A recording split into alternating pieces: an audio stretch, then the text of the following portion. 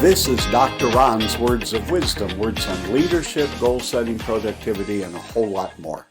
I trust today this will be like a vitamin or a supplement for your mind and heart.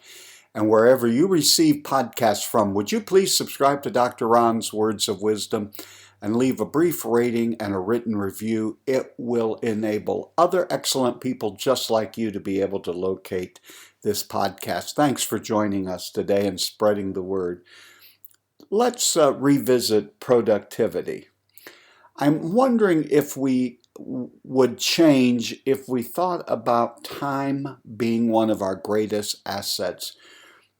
The fact that the choices and actions I take today are going to be a great determining factor in what my tomorrows will look like. Not only that, action I'm taking today. Here's an inventory I'd ask you to do as you take action today. Is the actions and choices I'm making today, will they save me time and effort in the future? Some folks ruminate over things for a long time. They gather the data, they collect the wool, as it were. They examine the thing, and they continue to keep doing that day in and day out, revisiting it almost from zero the next day. Now, there are also folks who think that if I just get a good software program or find a good app, that will make me more productive. I am a fan of productivity apps. I'm a fan of software that can help streamline and build efficiencies. The problem is you still have to input the items and you still have to do the work. So you can run all kinds of apps and all kinds of programs. Always ask yourself, what is it that I intend for these things to do? What is it that I'm actually looking for? What am I trying to get accomplished? Are there steps that I can save? And are there ways that I can be more effective and more productive? One of the things that you need to think about in this area of productivity and time management, and really time management is nothing more than self-management, but have you thought about maybe managing your energy rather than your time? Well, oftentimes, and you will continually hear this from me, I get up early in the morning, I have a morning routine, I have 3 most important tasks that I've outlined the evening before, and I'm ready to go. One of the reasons I do that is not just because that's a neat idea, a nice thought, get up early, get it going. It has to do with managing my energy. First off, many leaders do not go to bed at a reasonable time. They don't get the proper sleep. They're not eating properly. They're not exercising. But really, rather than managing your time, perhaps what you need to think about is, are you managing your energy? And so therefore, I am more alert. I am more energetic in the morning. It's not only the time that I do the morning routines that I do daily, but it's also the time I exercise. There's certain kinds of breakfast that I eat. There's certain things that I do in that routine. And I begin working on my most important tasks, not just because it's early morning, but yes, it is early in the morning when I have more energy, more creativity. I'm not fatigued. I have not had to deal with any, or at least many, difficulties. The world isn't up. The emails haven't started flooding the zone. The phone calls haven't come. The texts haven't started. And therefore, I can give a concerted, focused effort on the matter at hand. And I'm wondering, for many of us, if we might change our viewpoint, if we went from a time management thought pattern into an energy. Now, I have people who contact me periodically who tell me they are a night person, regardless of what I say about getting up early in the morning. They're not able to do that for various reasons, and some of them, there really are legitimate physical and probably even other kinds of cultural reasons, I'm going to guess. So don't focus so much on the time factor, but when are you at your peak? When are you filled with more energy? When do you feel rested and focused? Again, oftentimes my complaints with people who stay up late at night is much of their time is really spent on watching television, movies, and playing video games and surfing the internet. It's all right to do some of that, but I think if some of you actually took an inventory and actually marked down the time, you yourself would be shocked how much time you spend on that. Unless you're a film editor or a movie critic or a video game, professional video game player, you're probably not advancing yourself as far as you think you are. And a lot of that is you've trained yourself to just stay up late. And I just believe it doesn't matter how late you stay up or how early you get up, you still need a good night's rest. And this just brings me back to, as I only have energy in the morning, I think, because I prepare for the next day the night before. I intentionally and consciously wind down. Now, am I able to do this perfectly? And I trust that you don't think that everything I tell you to do, I do 365 days out of the year.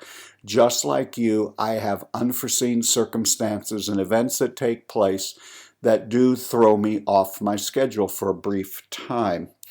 But what I have noticed is if your face is in a screen, be it a television, a computer, video games, what happens is it is very difficult then for you to wind down, go to sleep, and get the proper rest that you need. Therefore, I decided some time ago that in order to be fresh and ready and work with the energy that I will have when I am at my peak energy time, I have to kind of get ready the night before. I lay things out, I put things in their proper place, I get away from the screen, I do some reading, I do some prayer, I look at my calendar, I make sure that I am prepared for every meeting that is on my calendar for the next day. If I need documents, I get them. I kind of think about meetings either with individuals or groups or projects that I'm working on, and what is it I'm going to attempt to do. How can I get myself emotionally, mentally, spiritually, professionally ready to meet these things? And then I just slow myself down. We do not have a television in our bedroom. A bedroom should be a quiet place, and it should not be a rec room. And so I know there are some of you, you can't go to sleep without a fan, a television. I'm not saying don't do that. But I'm saying you've got to learn to give your body the proper rest. And we live in a society that is, frankly, addicted to noise. And then we wonder why we're agitated, negative, and nervous all the time.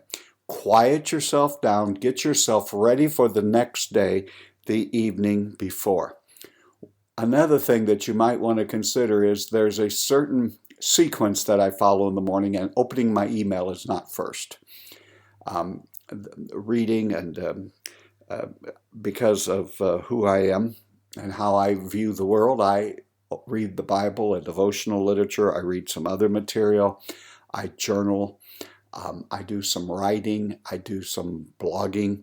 I do other things early in the morning, and then I do check my email. I make sure that I'm a believer in having an inbox down to zero, so I try that in the morning to make sure that that's all ready for the day ahead. So I mean, I probably go through 7 or 8 exercises before I ever get to email.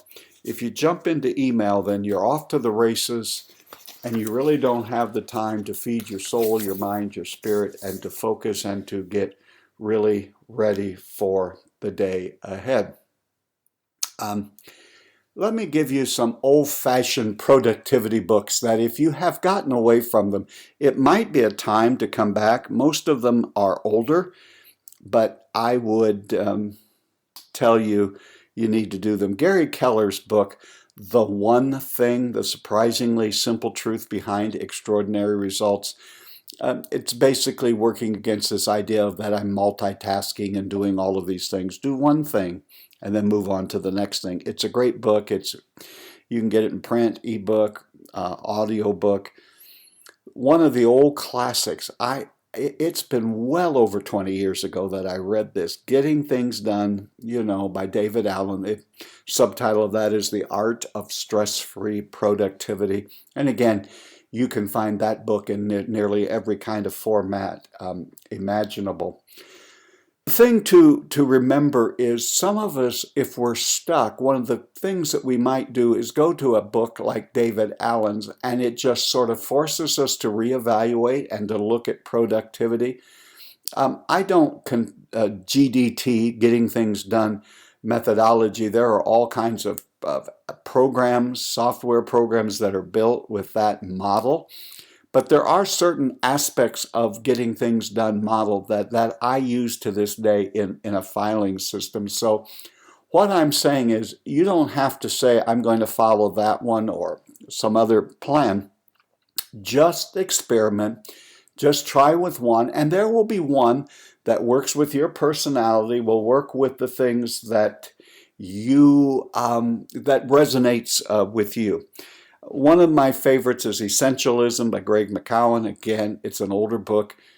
And as you know, essentialism, minimalism, all of that is kind of taken over. This was one of the first books that I read on the subject, and it impacted me greatly. That there are so many, but those would be three that I would highly recommend. I think it may be something that would help you to be productive. I would also look at some of the debt of time. If email, let's go back to that one. That is one that if we don't pay attention, I set a timer, frankly, that I have on my phone, on my laptop, on all of my electronic devices, that I'm only going to spend so much time with the email, because if not, it becomes a rabbit hole through which it is nearly impossible to escape. And the other thing that I've noticed that people do when I'm visiting with people, they will open it, they will look at it, and they'll decide that I will respond to this later and I will take care of this later. And the problem with that is just simply this. Then you'll get more email and you'll open them and the things get buried clear at the bottom, and it doesn't take very long for you to forget about it. You can't find it. This is where I do go back to David Allen's Getting Things Done. If I can answer it back quickly, for me it's less than 2 minutes. I do it right then. There's no time like the present. It's also why I build a backstop in a part of my morning routine of Inbox Zero. Is I go through, I have 2 email accounts. I go through both of them, and then I discover, oh, I forgot to respond to that. I was going to do that.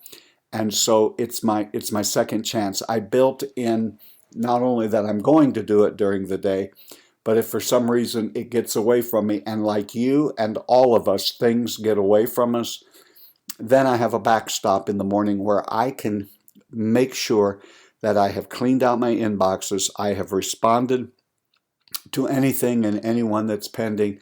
And this is just, in my opinion, the better way to live, the proper way to handle things. And so I would encourage you to do that. I would love to hear from you. What are some of the new productivity tricks that you have learned, or perhaps an old one that you've just tried and it's really worked? I would love to hear from you, and you can respond to me through various different ways. What I'm saying is we can't get into a rut. What happens sometimes is we get so used to something and then we say, I wasn't as effective there as I could have been. And that's why you need to continually revisit the way that you use your time and your energy so that you can be at your optimum and be your most productive self. And I know that's who you are and what you want to do. You've been listening to Dr. Ron's Words of Wisdom, words on leadership, goal setting, productivity, and a whole lot more. I trust today this was like a vitamin or a supplement for your mind and heart. And wherever you receive podcasts from, would you please subscribe to Dr. Ron's Words of Wisdom? You can do it at iTunes, Stitcher, Spotify, everywhere that you receive podcasts. Please sign up. And then if you'd leave a rating and a brief written review, indeed it will enable other excellent people just like you to be able to locate this podcast. Thanks for spreading the word around. Remember, my leadership friends, you are doing better than you think you are. You really are. And until next time, this is Dr. Ron saying have a great and blessed day.